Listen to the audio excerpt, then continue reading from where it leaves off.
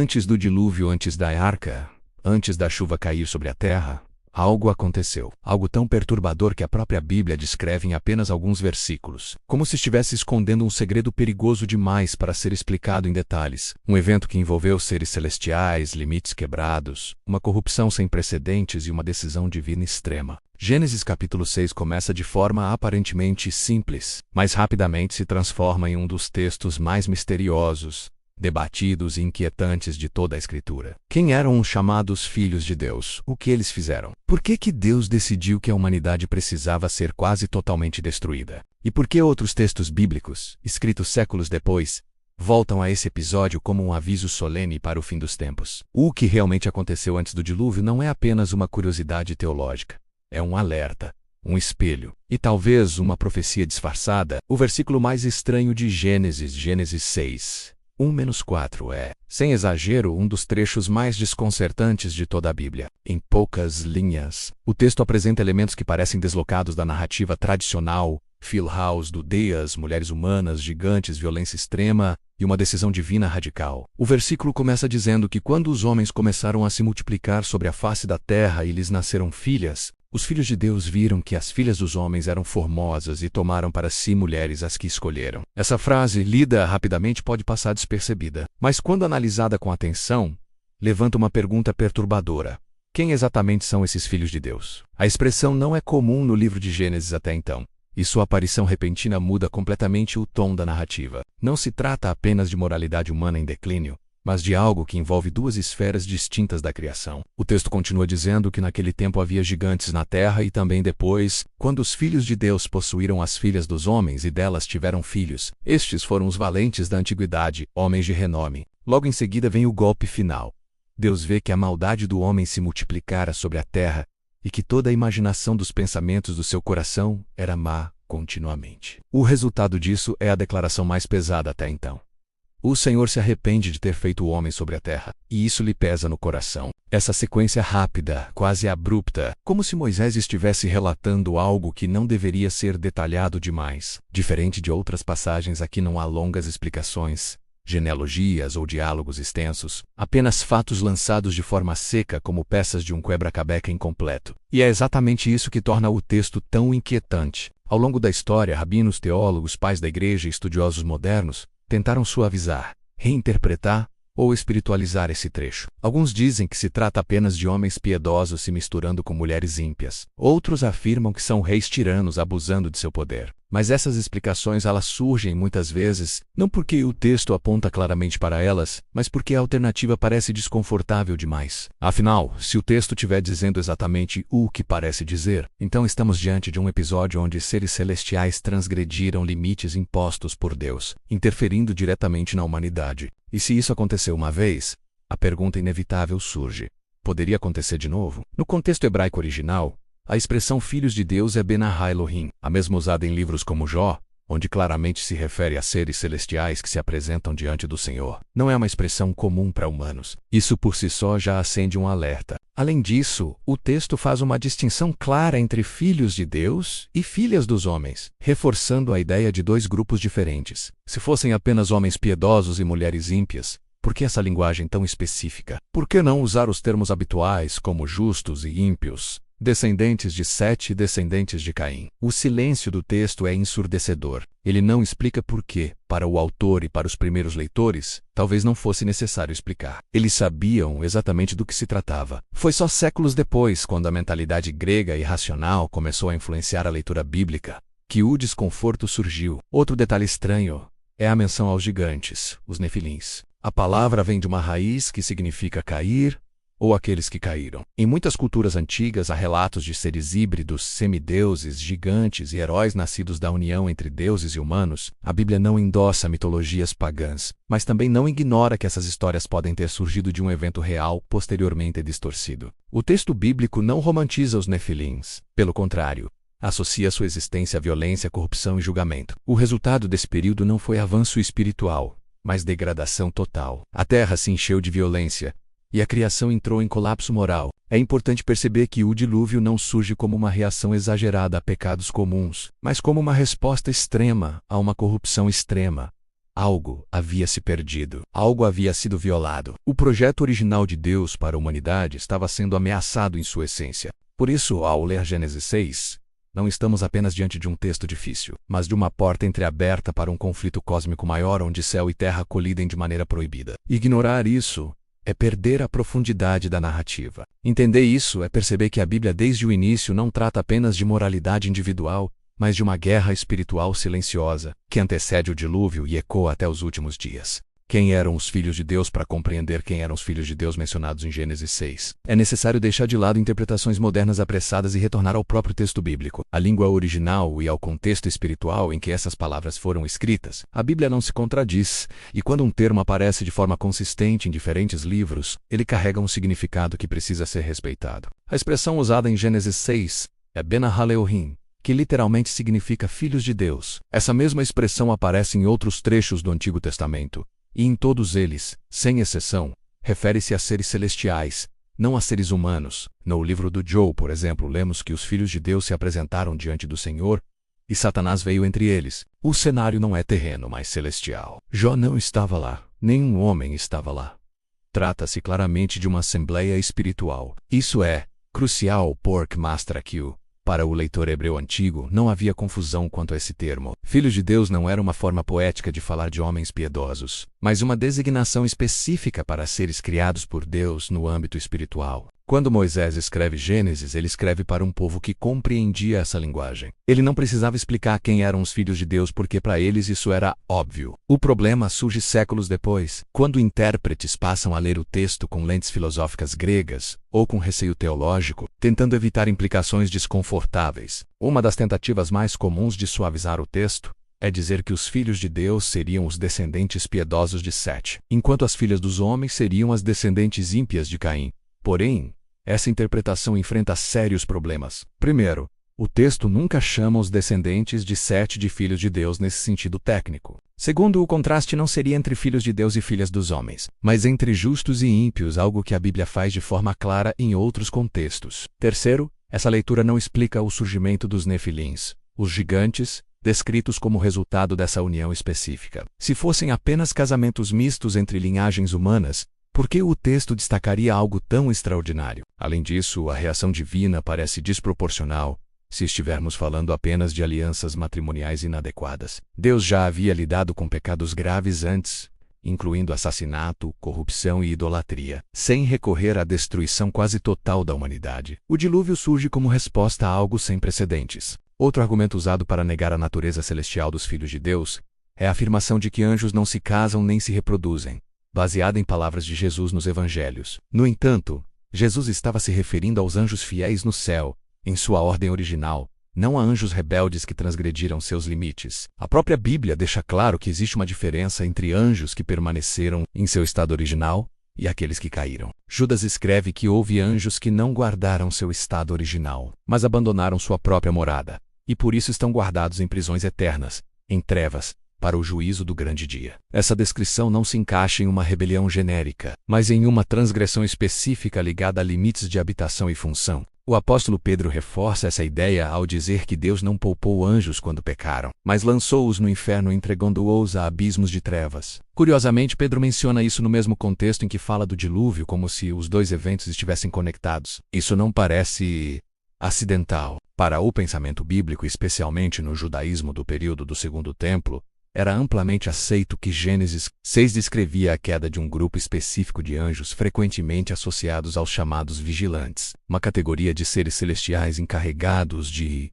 observar a humanidade. Livros como Enoque, embora não canônicos, refletem essa compreensão antiga e ajudam a entender como os judeus interpretavam esse texto. Eles viam os filhos de Deus como seres espirituais que desceram à terra, tomaram forma física e se envolveram com mulheres humanas, ensinando conhecimentos proibidos e gerando descendentes híbridos. A Bíblia não endossa todos os detalhes desses textos, mas confirma o núcleo da transgressão.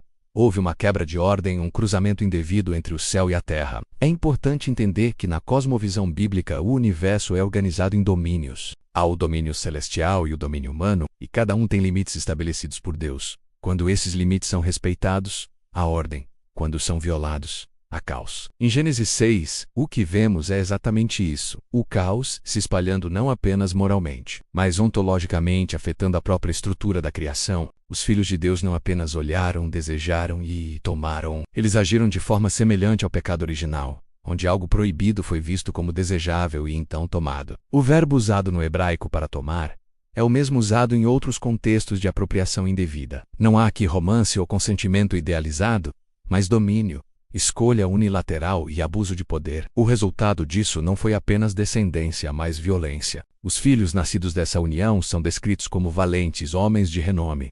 Mas essa reputação não é positiva. A palavra renome está ligada à fama, poder e temor, não à justiça. Esses seres se tornaram símbolos de opressão em um mundo já corrompido. A presença deles intensificou a maldade humana, acelerando a degradação moral da terra. Por isso, quando perguntamos quem eram os filhos de Deus, não estamos lidando com uma curiosidade teológica periférica, mas com o coração do problema que levou ao dilúvio. Eles eram seres espirituais criados por Deus, que se rebelaram não apenas em atitude, mas em ação concreta, interferindo fisicamente na história humana. Isso explica por que o julgamento foi tão severo e tão abrangente. Deus não estava apenas punindo pecados humanos comuns, mas interrompendo uma corrupção que ameaçava o futuro da própria humanidade. Se essa linhagem continuasse, o plano de redenção seria comprometido. A promessa da semente da mulher, feita em Gênesis 3, estava em risco. Assim, o dilúvio surge não apenas como juízo, mas como preservação. Preservação da linhagem humana pura, preservação do propósito divino e preservação da possibilidade de redenção. Entender quem eram os filhos de Deus é entender que, desde o início, existe uma batalha silenciosa entre forças espirituais, rebeldes e o plano de Deus para a humanidade. Uma batalha que não terminou no dilúvio e cujos ecos, como veremos mais adiante, continuam ressoando até hoje. Quem eram os filhos de Deus? Anjos caídos ou homens? A pergunta que atravessa séculos de debates teológicos é direta e inevitável. Os filhos de Deus de Gênesis 6 eram anjos caídos ou simplesmente homens? Para responder com honestidade bíblica, é preciso encarar o texto sem medo, permitindo que a Escritura interprete a própria Escritura. Muitas leituras alternativas surgiram não por força textual, mas por desconforto doutrinário. A ideia de seres espirituais interagindo fisicamente com humanos desafia categorias modernas. Porém, o mundo bíblico não era moldado pelo racionalismo contemporâneo. Ele admitia uma realidade espiritual ativa, presente, e, em momentos críticos, invasiva. Quando a Bíblia quer falar de homens, ela o faz claramente. Quando quer falar de anjos, também. Em Gênesis 6, a distinção é explícita. Filhos de Deus de um lado, filhas dos homens do outro. Se ambos fossem humanos, a linguagem seria redundante e confusa. A hipótese de que seriam homens piedosos versus mulheres ímpias tenta resolver o problema, mas cria outros ainda maiores. Primeiro, o texto não chama os descendentes de Sete de filhos de Deus em nenhum outro lugar. Segundo, não explica a geração dos nefilins. Terceiro, não justifica a reação divina extrema. Quarto, ignora o uso consistente de Bena Elohim para seres celestiais no Antigo Testamento. A alternativa dos reis tiranos ou nobres antigos também falha, pois depende de leituras alegóricas sem apoio linguístico no hebraico. Não há indício no texto de realeza política ou estruturas de poder humano. O texto fala de uma transgressão de limites, não de abuso social comum. Quando a Bíblia descreve abuso de poder humano, ela o faz de modo claro, como no caso dos reis de Israel. Aqui, o silêncio sobre cargos humanos é significativo. Além disso, a Bíblia apresenta exemplos de seres espirituais assumindo forma física e interagindo com humanos. Em Gênesis 18 e 19, anjos comem com Abraão e são desejados sexualmente pelos homens de Sodoma, o que mostra que eles podiam ser percebidos fisicamente. Em Juízes, um anjo aparece de forma visível a Manoá e sua esposa. Em todo o Antigo Testamento, a materialização angelical não é exceção. Logo, a objeção de que anjos não podem carecer de base textual. O argumento de Jesus de que os anjos não se casam, nem se dão em casamento, também não resolve a questão, pois Jesus descreve a ordem dos anjos no céu, fiéis à sua função. Ele não estava descrevendo anjos rebeldes que abandonaram sua morada. Judas deixa isso explícito ao afirmar que certos anjos não guardaram seu estado original e abandonaram sua própria habitação. Essa linguagem aponta para uma violação específica de fronteiras, não para uma simples rebelião de autoridade. Pedro conecta essa punição ao tempo de Noé, reforçando o vínculo entre a queda desses anjos e o dilúvio. O peso cumulativo dessas referências inclina fortemente a balança para a interpretação angelical. O judaísmo antigo compreendia assim, os primeiros cristãos compreenderam assim, e apenas mais tarde, essa leitura foi sendo suavizada. A pergunta então não é se anjos podem cair, isso é bíblico, mas se eles podem transgredir a ponto de afetar geneticamente a humanidade. A Bíblia não descreve os mecanismos, mas descreve os resultados.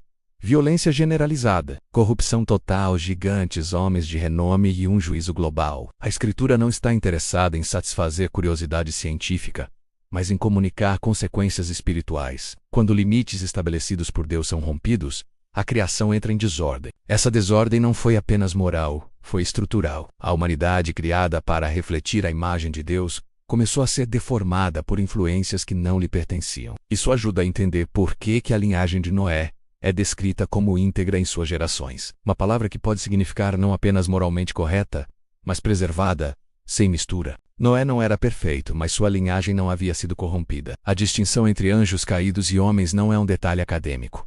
Ela muda completamente a leitura do dilúvio. Se foram apenas homens pecando, o dilúvio é punição. Se foram seres espirituais corrompendo a humanidade, o dilúvio é também uma intervenção de contenção, um ato de misericórdia severa para salvar o plano de redenção. Isso explica por que Deus preserva um remanescente e reinicia a história humana. Também explica por que certos anjos recebem uma punição diferente, sendo presos e não apenas julgados no fim. Há graus de transgressão e há consequências proporcionais. A Bíblia apresenta um universo moralmente ordenado, mas não simplista. Anjos caídos ou homens? À luz do texto, do contexto, da linguagem e das referências cruzadas, a resposta mais coerente é que se trata de anjos que caíram de forma específica, distinta da queda geral associada a Satanás. Eles cruzaram uma linha que não poderia ser cruzada. O episódio de Gênesis 6 não é um mito, nem uma alegoria moral comum. É um aviso histórico teológico sobre o que acontece quando o céu invade a terra de forma ilegítima. E se isso aconteceu uma vez, a Escritura sugere que a vigilância espiritual nunca deixou de ser necessária. O conflito não terminou com o dilúvio. Ele apenas mudou de estratégia. As mulheres dos homens e o limite quebrado quando Gênesis 6 afirma que os filhos de Deus viram que as filhas dos homens eram formosas e tomaram para si mulheres. O texto não está apenas descrevendo atração ou desejo, mas um padrão recorrente de transgressão que aparece desde o início da Bíblia. O verbo ver seguido de tomar ecoa diretamente o pecado original no Éden, quando Eva viu que o fruto era agradável aos olhos e tomou para si. Esse paralelismo não é acidental. Ele indica que o que está acontecendo aqui é uma repetição ampliada do mesmo princípio. A criação ultrapassando limites impostos por Deus, guiada pelo desejo e não pela obediência. As mulheres dos homens, nesse contexto, representam a humanidade comum, frágil, finita, inserida no plano terreno. Elas não são descritas como más, perversas ou corrompidas inicialmente. O texto não as culpa. A ênfase está na iniciativa dos filhos de Deus, que olham, desejam e tomam. Isso revela uma dinâmica de poder profundamente desigual. Seres espirituais mais antigos, mais fortes e mais inteligentes, se relacionando com mulheres humanas não impede igualdade, mas a partir de uma posição de domínio. Esse detalhe é essencial para entender por que o episódio é tratado com tanta seriedade nas Escrituras. Não se trata de um romance proibido, mas de uma violação estrutural da ordem criada. Deus estabeleceu fronteiras claras entre os domínios da criação, o celestial e o humano, cada um com sua função, sua natureza e seus limites. Quando essas fronteiras são respeitadas, a harmonia. Quando são quebradas, surge o caos. As mulheres dos homens se tornam, nesse episódio, o ponto de contato onde essa quebra acontece. Não porque elas buscaram o proibido, mas porque foram alvo de seres que abandonaram sua morada original. Judas é explícito ao dizer que esses anjos deixaram o lugar que lhes era próprio.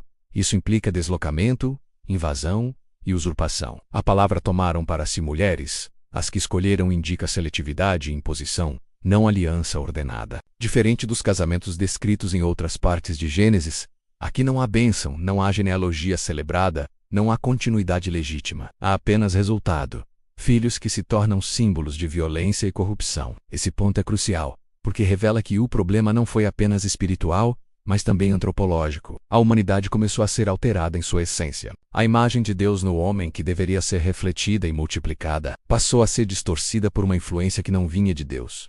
Isso ajuda a entender por que o texto afirma que toda a imaginação dos pensamentos do coração humano era continuamente má. Não se trata apenas de escolhas morais erradas, mas de uma inclinação generalizada ao mal, como se algo estivesse pressionando a humanidade para fora de seu propósito original. O limite quebrado não foi apenas moral, foi ontológico. O que significa ser humano começou a ser comprometido. Por isso, o texto faz questão de destacar que os filhos de Deus tomaram mulheres de todas as que escolheram. Isso sugere multiplicação do ato, não um evento isolado. A transgressão se espalhou, contaminando gerações. A terra se encheu de violência porque a estrutura da convivência humana foi dominada pela força, pelo medo e pelo poder desmedido. Os descendentes dessa união não são descritos como sábios, justos ou piedosos, mas como valentes e homens de renome, termos frequentemente associados à guerra, conquista e imposição. O limite quebrado entre céu e terra também tem um significado espiritual profundo. Desde o início, o plano de Deus envolvia que o homem governasse a terra sob sua autoridade, não sob a autoridade de seres espirituais rebeldes. Quando esses seres passam a interferir diretamente na reprodução humana, eles tentam assumir controle indireto sobre o futuro da humanidade. Isso não é apenas rebelião, é uma tentativa estratégica de corromper o plano da redenção. A promessa feita em Gênesis 3, de que a semente da mulher esmagaria a cabeça da serpente, paira sobre toda a narrativa bíblica. Se a semente da mulher pudesse ser corrompida, misturada ou desviada, essa promessa estaria ameaçada. Assim, a união entre filhos de Deus e filhas dos homens ganha uma dimensão messiânica negativa. Não é apenas um pecado antigo, mas um ataque direto à linhagem da promessa. Isso explica por que Deus observa a situação e declara um limite temporal. O meu espírito não contenderá para sempre com o homem, porque ele é carne. Porém, os seus dias serão 120 anos. Essa declaração não é apenas sobre longevidade, mas sobre paciência divina chegando ao fim. Deus estabelece um prazo antes do juízo, oferecendo tempo para arrependimento, enquanto o caos se intensifica. As mulheres dos homens nesse cenário também simbolizam a vulnerabilidade humana diante do sobrenatural, quando este se manifesta de forma ilegítima. A Bíblia nunca incentiva o fascínio pelo oculto, exatamente porque o ser humano não foi criado para lidar com forças espirituais fora da mediação divina. Quando essa mediação é rompida, o resultado é destruição. Por isso, ao longo de toda a Escritura, Deus proíbe práticas que tentam acessar o mundo espiritual de forma independente: necromancia, adivinhação, consulta aos mortos. Gênesis 6 mostra o extremo dessa violação, onde o espiritual não apenas é consultado, mas se impõe fisicamente. O limite quebrado também prepara o terreno para o juízo que virá. Deus não age de forma impulsiva. O dilúvio não é uma reação emocional, mas uma resposta justa a uma situação que saiu completamente do controle. Quando o texto diz que Deus se arrependeu de ter feito o homem, não significa erro divino, mas dor profunda diante de uma criação desfigurada. A linguagem é antropopática, descrevendo o peso emocional do juízo iminente. As mulheres dos homens, ao serem envolvidas nesse processo, não são condenadas individualmente no texto, mas fazem parte de uma humanidade que precisa ser preservada e restaurada. O limite quebrado exige uma intervenção radical para que novos limites sejam reafirmados. O dilúvio, portanto, não apaga apenas pessoas, mas interrompe uma linhagem corrompida, redefine fronteiras e restaura a separação entre o céu e a terra. Entender esse capítulo é essencial para perceber que a Bíblia não está contando uma história primitiva de superstição, mas revelando uma visão profunda sobre ordem, limites e a fragilidade humana quando esses limites são violados. O que aconteceu com as mulheres dos homens antes do dilúvio não é apenas passado distante, é um alerta eterno sobre o perigo de ultrapassar fronteiras que Deus estabeleceu para proteção, não para restrição arbitrária. Os gigantes, mito ou realidade bíblica. Quando o texto de Gênesis 6 menciona os gigantes, os nefilins, ele toca em um ponto que gera fascínio, ceticismo e debate até hoje.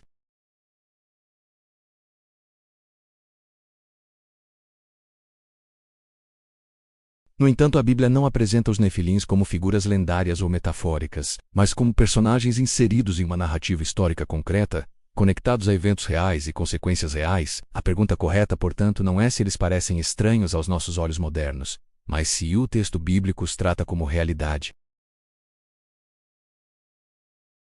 A palavra hebraica nefilim aparece poucas vezes nas Escrituras, mas sempre em contextos sérios e históricos. Em Gênesis 6 eles são descritos como existentes antes do dilúvio, e também depois, ligados diretamente à união entre os filhos de Deus e as filhas dos homens. Em Números 13, os espias enviados por Moisés à terra de Canaã relatam que viram os nefilins, filhos de Anak, e dizem que comparados a eles se sentiam como gafanhotos. Esse relato não é apresentado como delírio coletivo ou superstição, mas como um testemunho que influencia diretamente a decisão de Israel de não entrar na terra prometida. O medo dos gigantes é tratado como real, embora a falta de fé do povo seja condenada. Isso mostra que a Bíblia não nega a existência desses seres, mas ensina como o povo de Deus deveria responder a eles.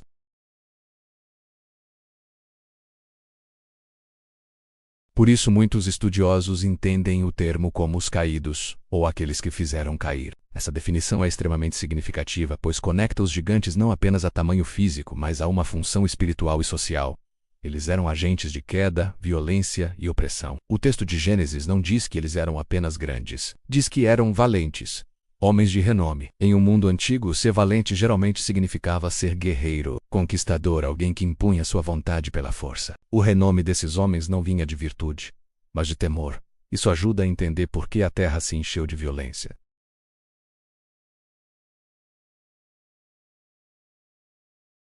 A ideia de que os gigantes seriam apenas homens altos ignora o contexto espiritual da narrativa. O texto não diz apenas que havia gigantes, mas que eles surgiram em conexão direta com a transgressão dos filhos de Deus. Essa ligação causal é essencial. Se fossem apenas humanos geneticamente altos, não haveria necessidade de mencionar a união celestial romana como pano de fundo.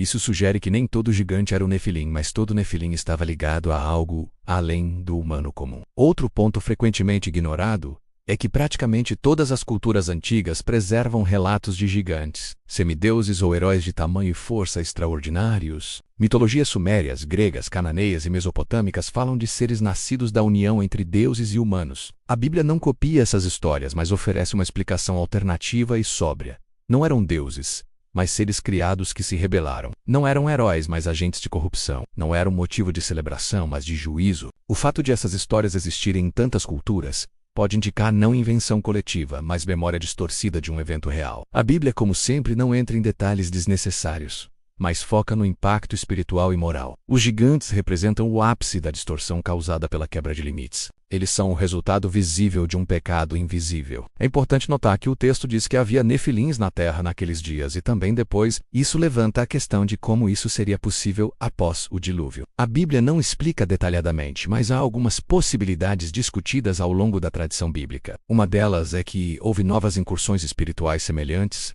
embora mais limitadas.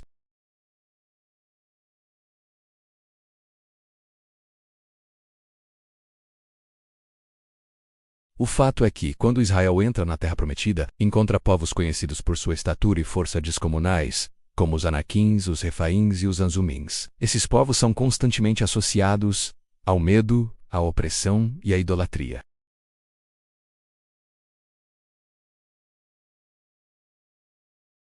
A ordem de destruí-los completamente, algo que choca leitores modernos, ganha outro peso quando entendemos esse pano de fundo. Não se trata de genocídio arbitrário, mas de eliminação de focos persistentes de corrupção que ameaçavam novamente a humanidade, especificamente a linhagem messiânica. Os gigantes, portanto, não são mito no sentido bíblico.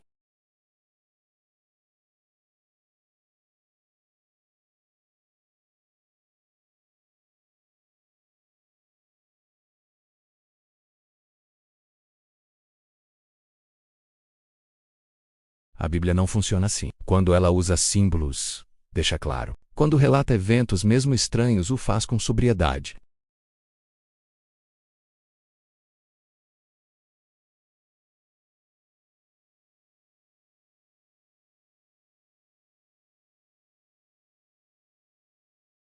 Os nefilins representam exatamente isso. A lembrança de que nem tudo que moldou a história humana veio apenas do chão. Algumas coisas vieram de cima de forma errada e deixaram marcas profundas. O juízo de Deus sobre aquele mundo foi em parte um juízo sobre essas marcas. O dilúvio apagou os gigantes da superfície da terra, mas não apagou a memória de que, quando o homem se alia ao que é rebelde no mundo espiritual, o resultado nunca é progresso, mas destruição. Essa verdade atravessa os séculos e prepara o terreno para entendermos por que Deus agiu como agiu. E por que a Bíblia trata esse episódio não como lenda, mas como advertência solene para todas as gerações.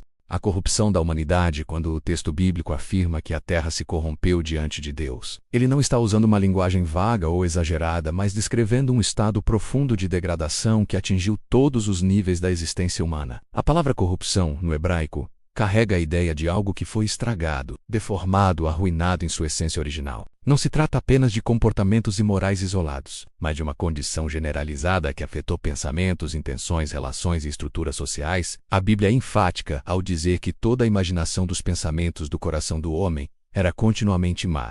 Essa afirmação é absoluta, sem exceções, e revela que a corrupção havia se tornado o padrão, não a exceção. Para entender como a humanidade chegou a esse ponto, é preciso lembrar que o cenário anterior ao dilúvio não era apenas de pecado comum, mas de influência espiritual intensa e desordenada. A presença dos filhos de Deus rebeldes, a geração dos nefilins e a normalização da violência criaram um ambiente onde o mal não era mais combatido, mas celebrado. A corrupção da humanidade não surgiu do nada. Ela foi cultivada, encenada e imposta. Tradições antigas afirmam que esses seres ensinaram aos homens práticas proibidas, como artes de guerra avançadas, manipulação espiritual e domínio pela força.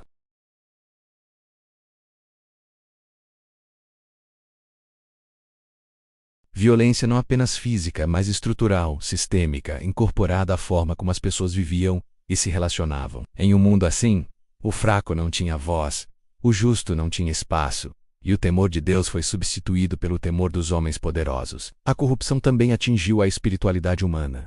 Em vez de adorar o Criador, os homens passaram a se curvar diante de criaturas, heróis, gigantes e forças que prometiam poder e proteção. O culto foi desviado, a consciência foi anestesiada e a distinção entre bem e mal foi diluída. Quando a Bíblia diz que Deus viu que a maldade se multiplicara, ela está descrevendo um crescimento exponencial, como uma doença que se espalha sem controle.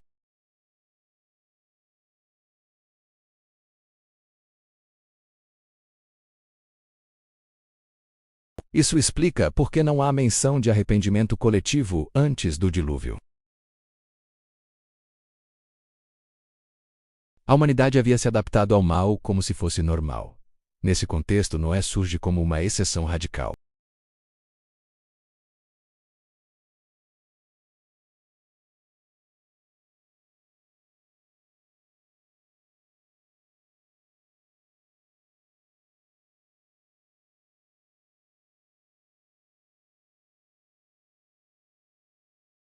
Essa integridade não é apenas moral, mas também estrutural, indicando que sua família não havia sido contaminada pela corrupção que se espalhava.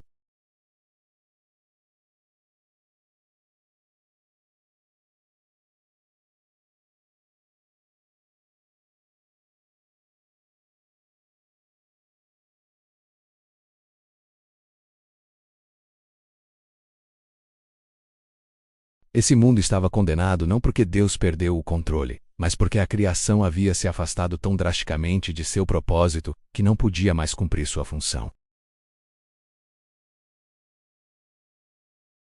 A humanidade, criada para refletir a imagem de Deus, passou a refletir a imagem da rebelião. A corrupção também afetou a relação do homem com a própria terra.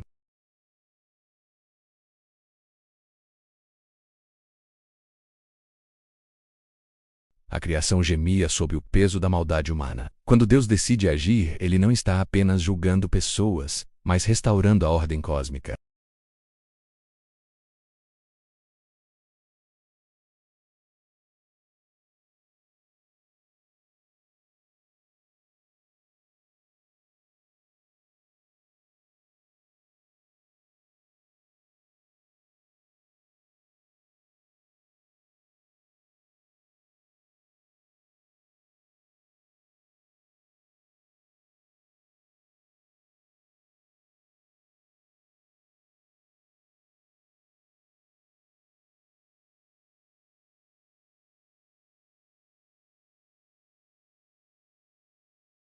Ela mostra que o mal não surge apenas de grandes atos, mas de pequenas concessões acumuladas, de limites quebrados, de verdades relativizadas. Quando a sociedade inteira se ajusta ao erro, o erro deixa de ser percebido como tal. Esse é o estágio mais perigoso da corrupção.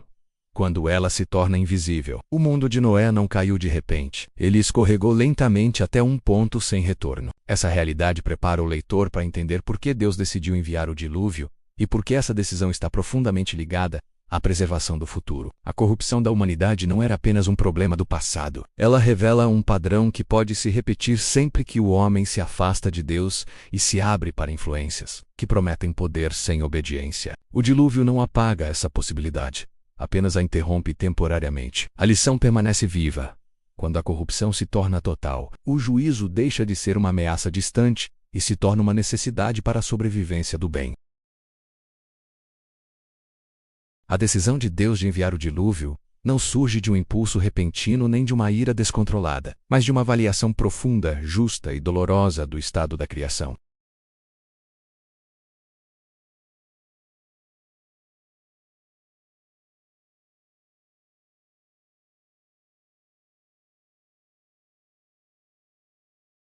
Essa observação divina não é passiva. Ela carrega o peso de um Criador que contempla sua obra sendo desfigurada.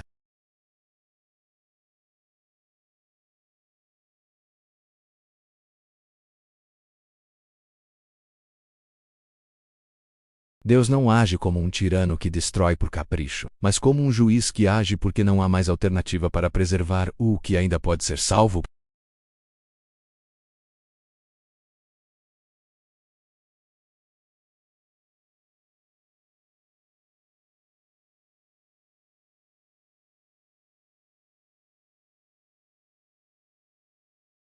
Esse tempo representa uma janela de misericórdia, um prazo antes da execução do juízo.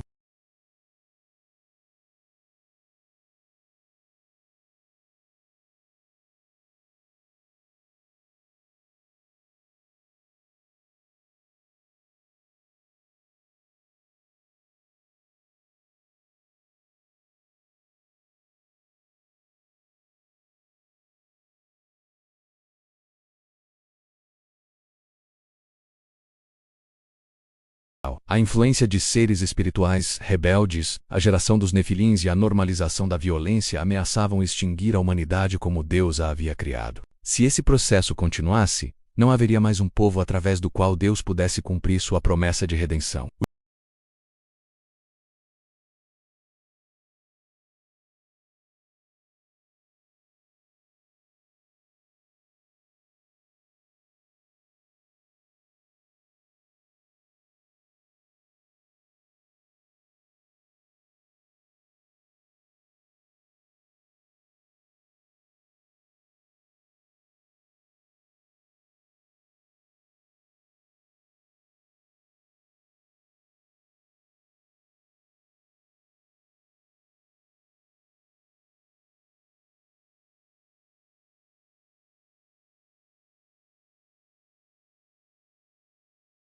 A violência havia contaminado tudo, e a terra, que deveria produzir vida, agora refletia a morte.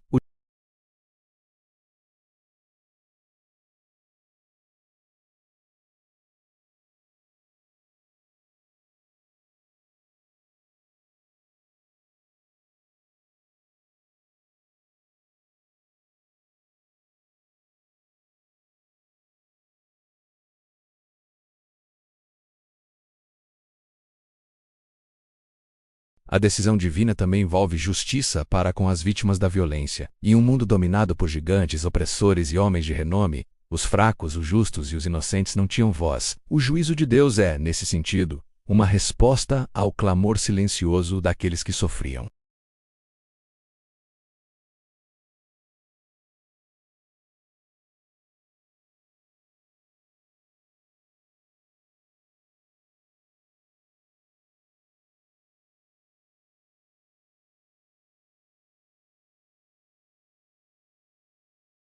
Há um limite para a tolerância divina quando a maldade se torna sistêmica e irreversível.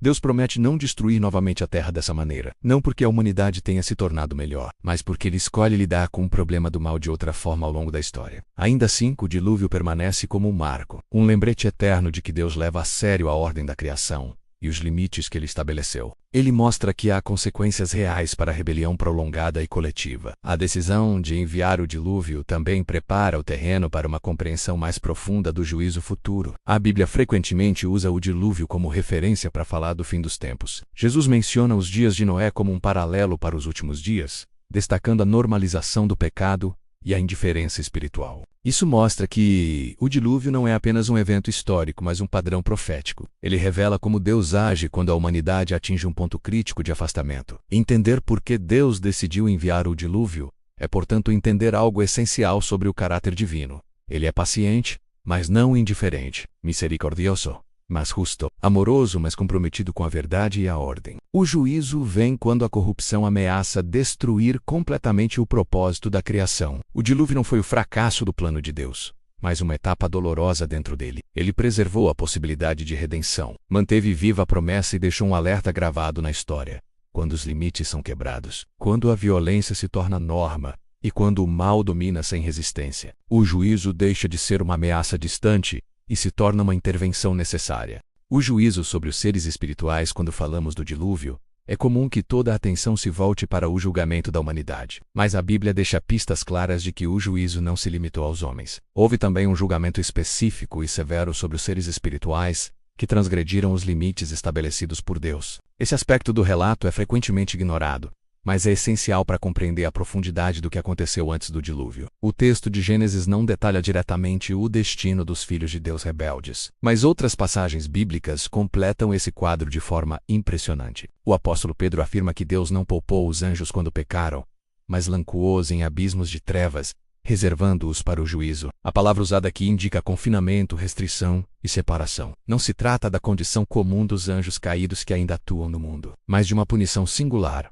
aplicada a um grupo específico. Judas reforça essa ideia ao dizer que esses anjos não guardaram o seu estado original, mas abandonaram a sua própria morada, e por isso Deus os tem guardado em algemas eternas, em trevas, para o juízo do grande dia. A repetição do tema do aprisionamento indica que a transgressão foi tão grave que exigiu uma resposta diferente da rebelião espiritual comum. Esses seres não apenas se rebelaram em pensamento ou intenção, eles agiram de forma concreta, interferindo fisicamente na criação e corrompendo aquilo que Deus havia declarado bom. O juízo sobre eles é, portanto, exemplar. Ele demonstra que há limites que, uma vez cruzados, resultam em consequências imediatas e irreversíveis. Ao contrário de Satanás, que ainda atua como acusador e tentador até o tempo determinado, esses anjos foram removidos do cenário ativo da história humana. Eles foram neutralizados. Isso revela que o plano de Deus não permite que certas ameaças continuem operando livremente. Quando a integridade da criação é colocada em risco, Deus age de forma decisiva. O juízo sobre esses seres espirituais também revela que o universo moral de Deus é consistente. Ser espiritual não significa estar acima da lei divina. Pelo contrário, quanto maior a responsabilidade, maior o peso da punição. Esses seres tinham conhecimento, posição e acesso privilegiado, e ainda assim escolheram violar a ordem estabelecida. A punição deles não foi simbólica, mas real e restritiva. A Bíblia sugere que eles aguardam um juízo final, mas já estão num estado de condenação antecipada. Isso lança luz sobre a seriedade do episódio de Gênesis 6. Se fosse apenas uma questão de interpretação simbólica ou de pecado humano comum, não haveria necessidade de um juízo espiritual tão específico. O fato de a Escritura voltar a esse evento repetidamente indica que ele ocupa um lugar central na compreensão bíblica do mal e de seus limites. O juízo sobre os seres espirituais também tem um efeito pedagógico. Ele serve como advertência para outras potestades e autoridades espirituais. O Novo Testamento fala de principados, potestades e dominadores deste mundo tenebroso. A existência dessas categorias sugere uma hierarquia espiritual complexa, sujeita à autoridade de Deus. O castigo imposto aos anjos de Gênesis 6 funciona como um lembrete de que nenhuma posição, por mais elevada, garante impunidade. A rebelião tem um custo. Além disso, esse juízo explica por que o dilúvio foi tão eficaz em interromper a corrupção. Não bastava eliminar os efeitos, era necessário neutralizar a causa espiritual. Ao aprisionar esses seres, Deus removeu uma influência direta que estava acelerando a degradação humana. Isso não eliminou o pecado do mundo, mas restaurou um equilíbrio mínimo, permitindo que a humanidade continuasse sua história sem a interferência extrema que existia antes. O juízo espiritual também aponta para a soberania absoluta de Deus. Mesmo quando a criação parece fora de controle, Deus continua governando. Ele permite certos eventos por um tempo, mas estabelece limites claros. Quando esses limites são ultrapassados, ele intervém. Essa intervenção pode parecer severa aos olhos humanos, mas é coerente com um Deus que protege seu propósito maior. O julgamento desses seres espirituais não foi uma reação improvisada, mas parte de um plano que visa preservar a possibilidade de redenção. Sem essa intervenção, a história humana poderia ter sido encerrada ali mesmo. Outro ponto importante é que esse juízo não é apresentado como algo isolado do restante da narrativa bíblica. Ele se conecta com o conceito de cadeias, prisões espirituais e julgamento futuro que aparecem em outros textos. Jesus, em seu ministério, demonstra autoridade sobre espíritos malignos, expulsando-os e limitando sua ação. Isso sugere que o reino de Deus avança estabelecendo ordem onde há caos. O juízo sobre os seres espirituais antes do dilúvio é uma manifestação antecipada dessa autoridade. Ele mostra que o mal não é eterno nem autônomo. Ele existe sob permissão temporária e será finalmente erradicado. Para o leitor moderno, essa dimensão espiritual pode parecer distante ou desconfortável, mas ela é central para a cosmovisão bíblica. A Bíblia não separa o físico do espiritual de forma rígida. Ela apresenta um mundo integrado, onde decisões espirituais têm consequências materiais e vice-versa. O juízo sobre os seres espirituais em Gênesis 6 é um exemplo claro disso. Ele demonstra que o mal, quando se manifesta de forma extrema, provoca uma resposta igualmente extrema de Deus.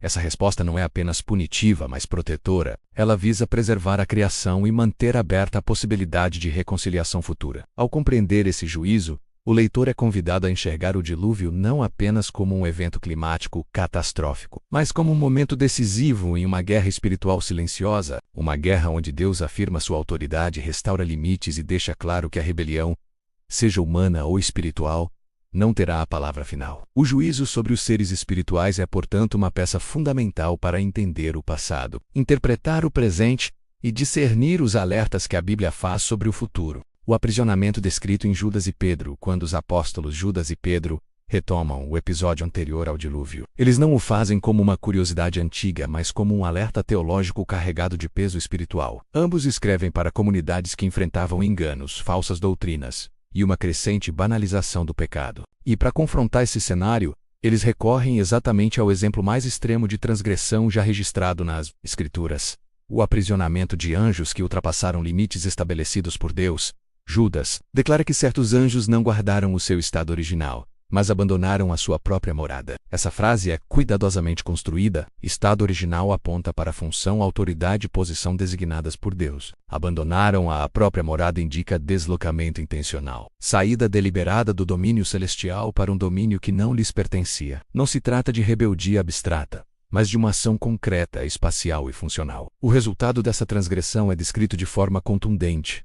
Deus os tem guardado em algemas eternas, em trevas, para o juízo do grande dia. A imagem é de confinamento absoluto. Não é uma prisão simbólica, mas uma condição real de restrição, onde esses seres estão incapacitados de interferir novamente na criação. Pedro ecoa esse mesmo entendimento ao afirmar que Deus não poupou anjos quando pecaram, mas lançou-os no inferno, entregando-os a abismos de trevas, reservando-os para o juízo. A palavra traduzida como inferno no original grego é Tártaro, um termo raríssimo no Novo Testamento, usado para indicar o nível mais profundo de aprisionamento espiritual. Pedro não escolhe essa palavra por acaso. Ele está dizendo que esses anjos foram lançados em um estado de contenção máxima, separados tanto do céu quanto da terra. O contexto em que Pedro menciona isso é revelador. Ele conecta diretamente o juízo dos anjos ao mundo antigo e ao dilúvio, mostrando que esses eventos não são independentes, mas partes de um mesmo ato divino de julgamento e restauração. Isso reforça a ideia de que o dilúvio não foi apenas um juízo humano,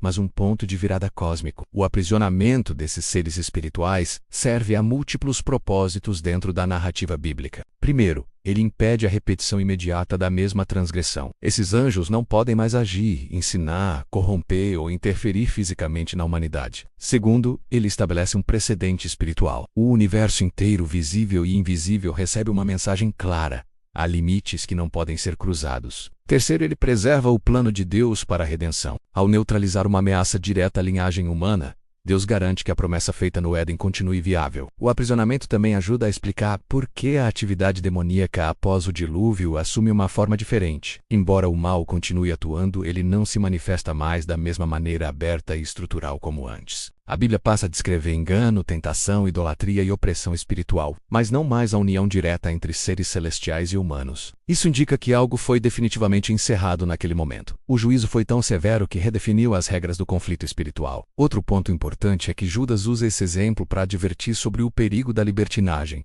e da rejeição da autoridade divina. Ele compara o pecado desses anjos ao de Sodoma e Gomorra, destacando o tema comum: desejo fora de ordem, busca por algo que não pertence à própria natureza, violação de limites estabelecidos. Essa comparação reforça que o problema central não é apenas o ato em si, mas a rejeição consciente da ordem criada por Deus. O aprisionamento, portanto, não é apenas punição, mas consequência lógica de uma escolha que rompeu a harmonia do universo. A linguagem de trevas e algemas também tem um significado teológico profundo. Trevas, na Bíblia, representam separação da presença de Deus, ausência de ordem e isolamento. Esses seres, que uma vez tiveram acesso à luz divina, agora estão confinados à escuridão, aguardando o juízo final. Isso revela que o pecado espiritual tem um custo proporcional ao nível de revelação e responsabilidade. Quanto mais próximo da luz, mais devastadora é a queda. Esse aprisionamento também lança luz sobre o caráter da justiça divina. Deus não age de forma indiscriminada. Nem todos os anjos caídos recebem a mesma punição imediata. Alguns ainda operam, outros foram presos. Isso indica que há graus de culpa e respostas específicas para cada tipo de transgressão. A Bíblia apresenta um sistema moral sofisticado,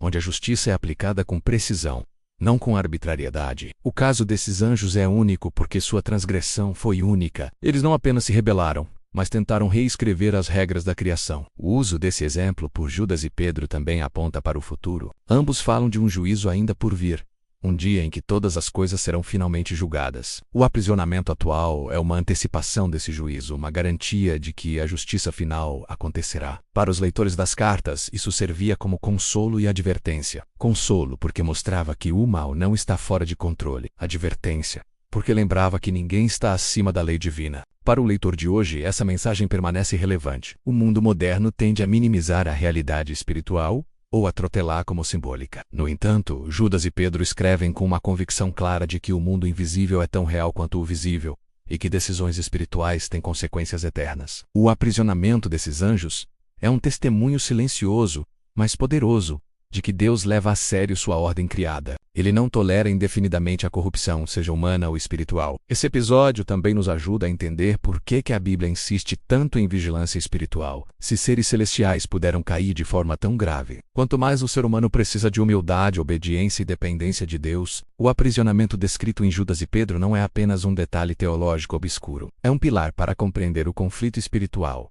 o dilúvio e os alertas que ecoam até os últimos dias. Ele nos lembra que a história não é apenas uma sequência de eventos humanos, mas um palco onde decisões invisíveis moldam destinos visíveis. E acima de tudo, ele afirma que Deus continua soberano, colocando limites até mesmo no caos, garantindo que o mal nunca terá a palavra final. O que Satanás perdeu antes do dilúvio? Para entender o que Satanás perdeu antes do dilúvio,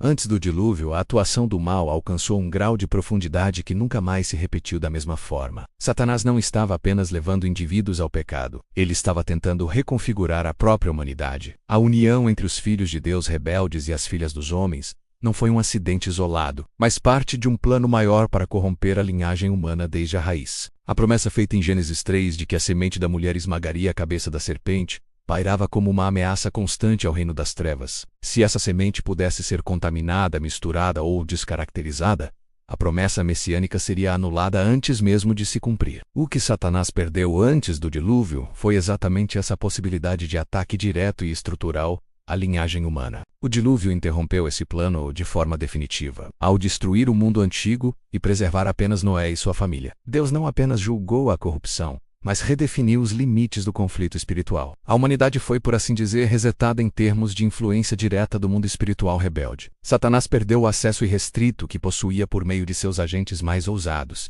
Os anjos que participaram dessa transgressão foram aprisionados, removidos do jogo. Isso representa uma derrota estratégica significativa. A partir daquele momento, o mal continuaria atuando, mas de maneira mais indireta, através do engano, da idolatria, da mentira e da sedução moral, não mais pela alteração física da humanidade.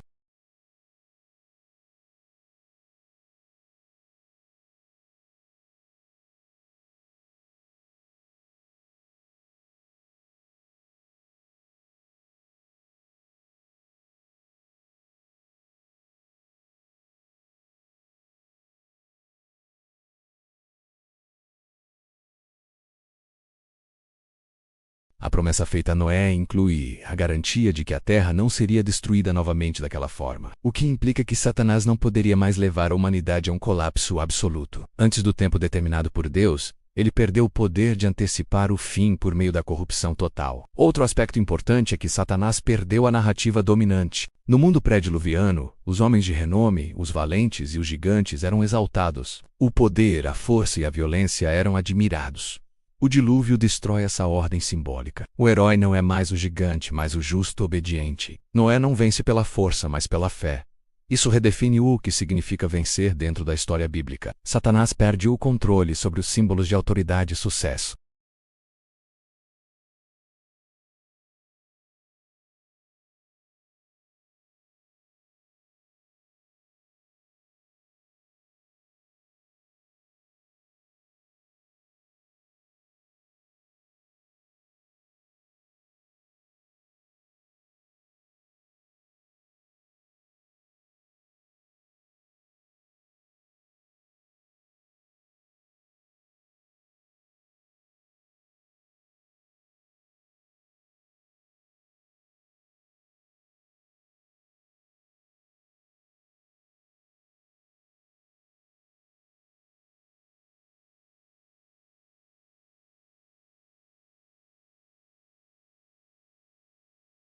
Satanás perde a vantagem do desconhecimento. O plano de Deus passa a ser revelado gradualmente, e cada etapa dessa revelação expõe mais claramente as estratégias do mal. Antes do dilúvio, a humanidade caminhava quase às cegas espiritualmente. Depois, Deus começa a falar de forma mais direta, estabelecendo parâmetros morais, espirituais e comunitários. Isso limita o campo de ação do inimigo. Outro ponto crucial é que Satanás perde a possibilidade de agir sem resistência organizada. Após o dilúvio, surgem linhagens claramente identificadas como pertencentes ao plano de Deus. A história passa a ter um fio condutor redentivo. Mesmo quando Israel falha, há correção, profecia e esperança. A corrupção era tão profunda que não havia estrutura para arrependimento em massa.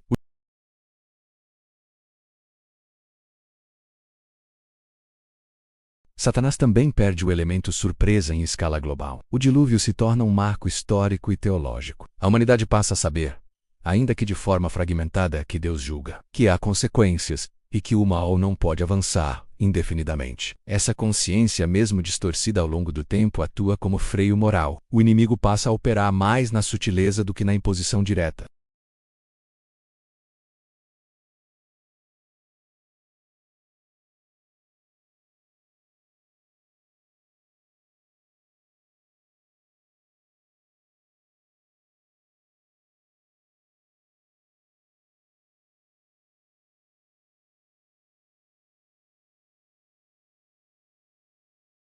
Aperte Dolly, o mal continua existindo, mas sempre contido pela soberania divina e pela promessa de redenção. Esse capítulo da história bíblica revela que, mesmo quando parece que o mal está vencendo, Deus ainda está no controle, estabelecendo limites invisíveis, que só serão plenamente compreendidos no fim dos tempos. O dilúvio não foi apenas o fim de um mundo antigo. Foi o momento em que Satanás percebeu que não poderia vencer corrompendo a humanidade antes do tempo. Ele perdeu essa batalha. E a história da redenção seguiu adiante, conduzida por um Deus que transforma até o juízo em instrumento de preservação e esperança. O paralelo com os últimos dias, quando Jesus falou sobre o fim dos tempos, ele não escolheu imagens aleatórias nem exemplos genéricos. Em Mateus 24, ao descrever como seria o período que antecederia sua volta, ele fez uma comparação direta e inquietante.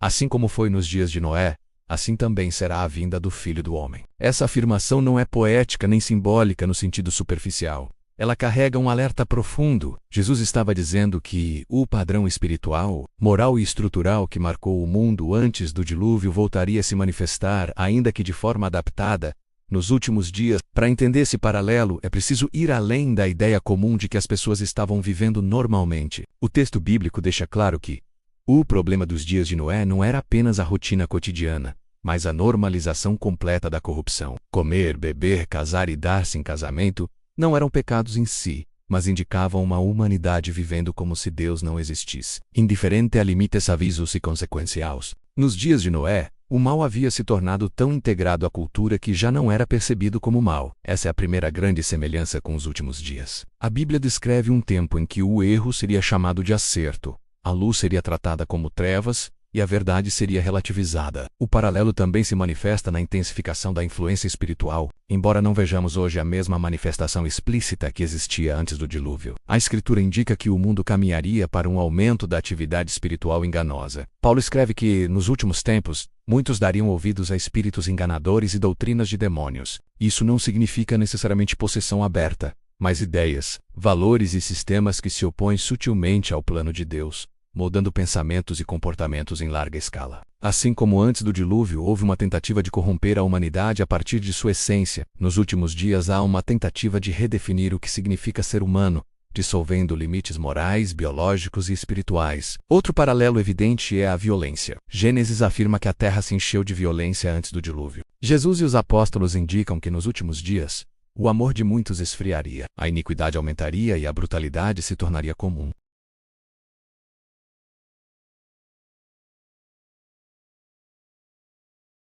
Há uma agressividade crescente nas relações, uma desvalorização da vida e uma cultura que normaliza a destruição do outro em nome do poder, do prazer ou da ideologia. Assim como no mundo antigo a violência não é vista como tragédia, mas como ferramenta, o paralelo também aparece na figura do remanescente. Antes do dilúvio, apenas Noé e sua família permaneceram fiéis. Jesus afirma que o caminho que conduz à vida é estreito e poucos o encontram. Nos últimos dias, a fidelidade não será popular nem confortável. Haverá pressão para se conformar, para se calar e para se adaptar. Assim como Noé construiu a arca em meio ao escárnio e à incredulidade, os que permanecem fiéis hoje são chamados a viver de forma contracultural, confiando em promessas que ainda não se materializaram plenamente. O paralelo com os últimos dias também envolve a falsa sensação de segurança. Nos dias de Noé, as pessoas não acreditavam que o juízo viria. A chuva nunca havia caído daquela forma. A arca parecia absurda. Da mesma maneira, a Bíblia descreve um tempo em que as pessoas dirão paz e segurança,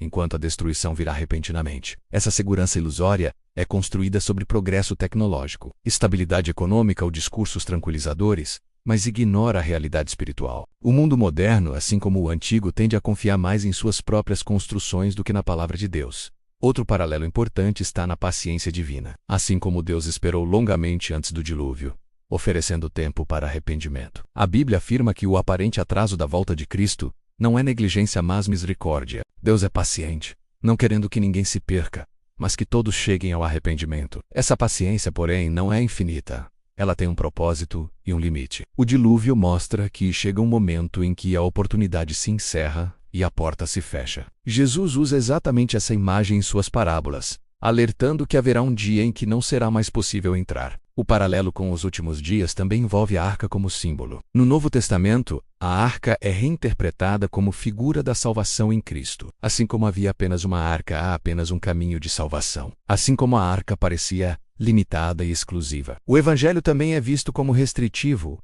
em um mundo que valoriza relativismo. No entanto, a arca não era exclusão, mas provisão. Ela estava aberta enquanto o tempo de graça durou. O mesmo acontece com o convite do Evangelho. O paralelo final talvez seja o mais inquietante.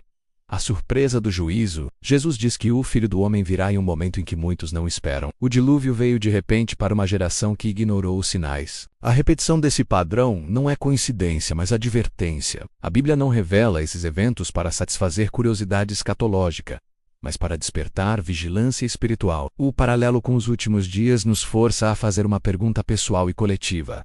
Estamos vivendo como Noé, atentos à voz de Deus em meio ao caos, ou como o restante da humanidade, distraídos, confiantes demais e espiritualmente anestesiados? A história do dilúvio não é apenas um relato antigo. É um espelho profético. Ela mostra que o juízo não vem sem aviso, que a graça precede a justiça e que a fidelidade, mesmo solitária, nunca é inútil. Nos últimos dias, assim como nos dias de Noé, a escolha continua sendo a mesma: ignorar os sinais ou confiar na palavra de Deus. Mesmo quando ela parece ir contra tudo o que o mundo considera normal, o alerta espiritual para hoje, tudo o que a Bíblia revela sobre os acontecimentos antes do dilúvio, não foi registrado apenas para informar, mas para advertir. O capítulo final dessa história não aponta para o passado, mas para o presente. O alerta espiritual que emerge de Gênesis 6 e de tudo o que o cerca é direto, desconfortável e impossível de ignorar. Os limites de Deus continuam existindo. Mesmo quando o mundo decide fingir que eles não estão mais lá, A geração de Noé não foi destruída porque ignorava informações, mas porque rejeitou advertências. Eles sabiam que Noé construía algo estranho, sabiam que ele falava de juízo, sabiam que algo estava sendo anunciado, mas escolheram viver como se nada fosse acontecer. Esse é o primeiro e mais perigoso sinal de uma sociedade espiritualmente à beira do colapso. Não hostilidade aberta, não perseguição explícita, mas apatia espiritual. Quando o coração se torna insensível, o aviso deixa de provocar temor e passa a ser tratado como exagero. O alerta espiritual para hoje começa exatamente aí. Vivemos em uma época onde o acesso à informação é abundante, mas o discernimento é escasso. A Bíblia está disponível, mas raramente levada a sério em suas advertências mais profundas. Assim como nos dias de Noé, há uma normalização do erro. O pecado não é mais visto como transgressão, mas como expressão pessoal. Limites não são mais entendidos como proteção, mas como opressão. Esse deslocamento de valores não acontece de uma vez. Ele é gradual, quase imperceptível. Foi assim antes do dilúvio e continua sendo assim hoje. O alerta espiritual também envolve vigilância quanto à influência invisível. A Bíblia deixa claro que o conflito não é apenas contra carne e sangue. Embora o cenário atual seja diferente do mundo pré-diluviano, o princípio permanece. Ideias, sistemas e valores podem ser moldados por influências espirituais que se opõem a Deus.